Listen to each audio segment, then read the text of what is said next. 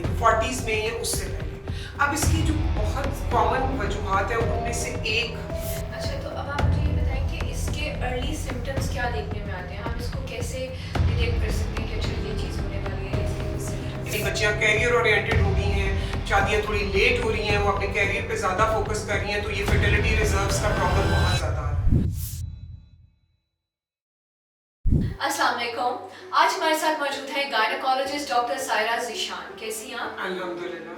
सबसे पहले आप अपना इंट्रोडक्शन करवा दें और आपसे कंसल्टेशंस कैसे ले सकते हैं वो भी गाइड कर दें। जी, मैं associate professor doctor Saira Zeeshan हूँ। मुझसे वीडियो कंसल्टेशन और इन पेशेंट अपॉइंटमेंट के लिए आप मरहम के थ्रू कनेक्ट कर सकते हैं।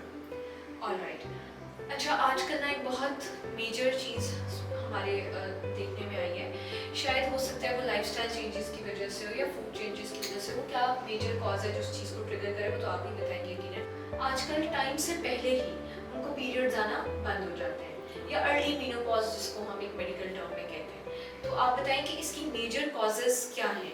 क्या इसमें जेनेटिक्स का कोई रोल है या सर्जरीज का कोई रोल है या और कोई हेल्थ इश्यूज हैं जो इस चीज़ को ट्रिगर करते हैं?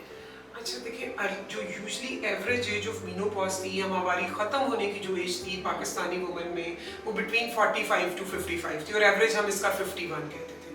लेकिन कुछ टाइम से हमने भी अपनी प्रैक्टिस में देखा है कि ये अर्ली हो गया है, जिसको हम प्रीमेच्योर मीनोपॉज भी कहते हैं, प्रीमेच्योर ओवेरियन फेलियर भी कहते हैं, 40s में या उससे पहले। अब इसकी जो बहुत कॉमन वजूहात है उनमें से एक स्ट्रेस, लाइफस्टाइल, दूसरी चीज़ सर्जरीज, जैसे कि ओवेरियन सिस्ट है, बहुत क्वैक प्रैक्टिस कॉमन है हमारी सोसाइटी में, तो अक्सर ओवेरियन सर्जरीज की वजह से वो अनएक्सपीरियंस लोगों के पास चले जाते हैं जो कि ओवरीज रिमूव कर देते हैं या ओवेरियन टिश्यू नहीं सेव करते हैं।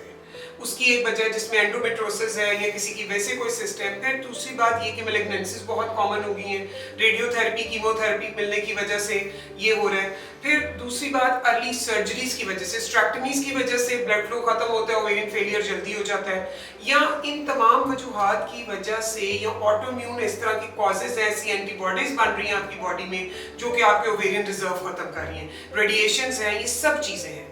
लेकिन ये एक बहुत इमर्जिंग प्रॉब्लम है वुमेन्स के लिए।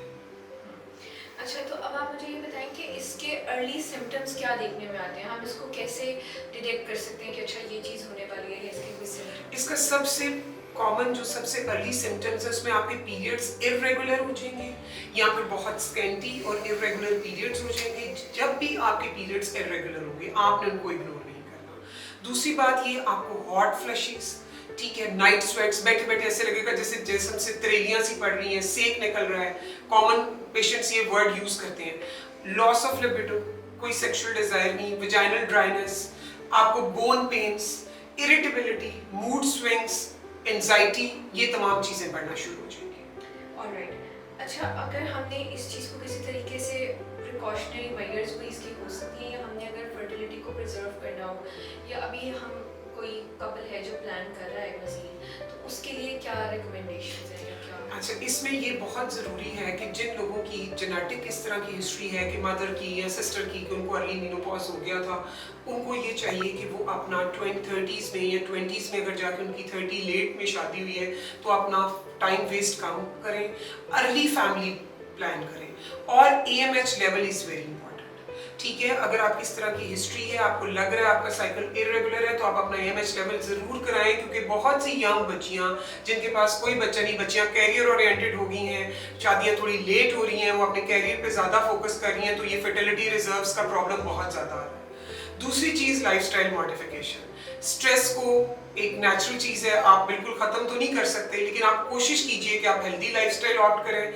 आपने लिए दिन में 1-1.5 घंटा ज़रूर निकालें जिसमें आपको एक्सरसाइज या योगा करें, स्मोकिंग बिल्कुल अवॉइड करें, पैसिव एक्टिव दोनों का इसमें वो है।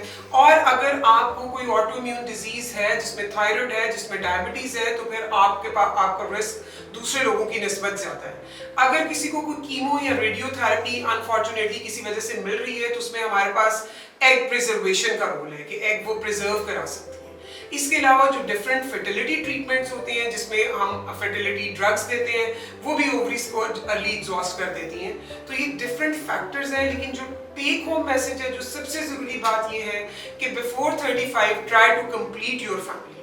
और अगर आपको इवन 30s में या 35 से पहले रेगुलर साइकिल हो रहा है तो प्लीज उसको इन्वेस्टिगेट करें, और कुछ नहीं तो आप एक AMH लेवल जरूर करा के देखें कि आप कहाँ स्टैंड कर रहे हैं। ऑलराइट, अपने इन सिम्टम्स को बिल्कुल इग्नोर ना करें और जल्द से जल्द अपनी गायनेकोलॉजिस्ट से कंसल्ट करें।